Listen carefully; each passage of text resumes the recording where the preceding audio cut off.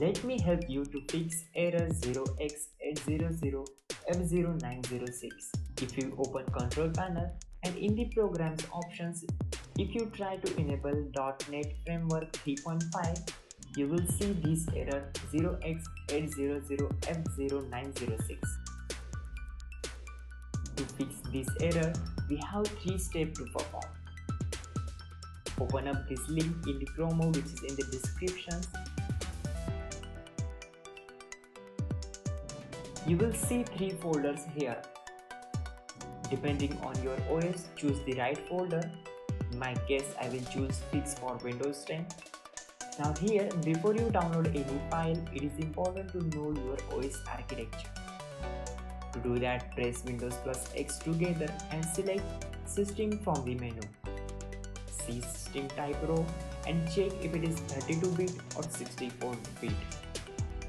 In my case, it is 64-bit, so I will go back and choose 64-bit file.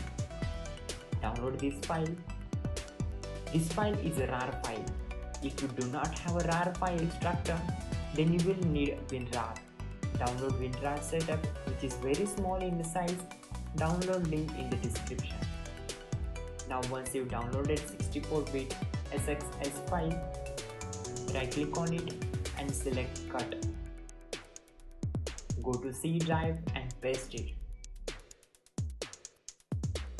Now right click on the file and select extract here option. It will create SXX folder in the same directory. Open it and find NetFX 3 on demand package. Right click on it and select extract here.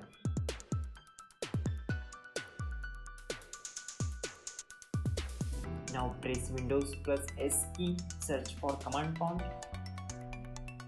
Right click on it and select as run as administrator.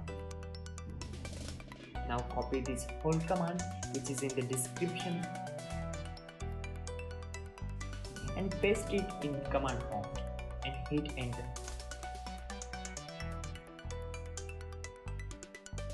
Once the command prompt is executed, we'll move to the next step. You need to go into the automatic repair mode on your Windows.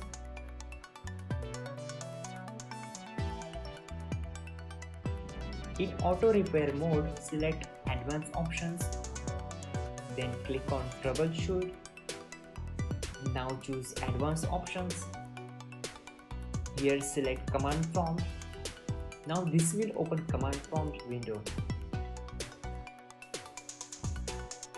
In this terminal, type this command chkdsk space /f space /r. After this is executed, type sfc space /scan now.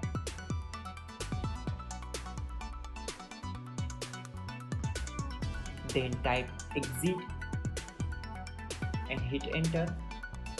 Now select continue. Now in the last step, start your computer normally. Press Windows plus S key and search for control panel. Open control panel. Click on programs. Then select turn Windows features on or off.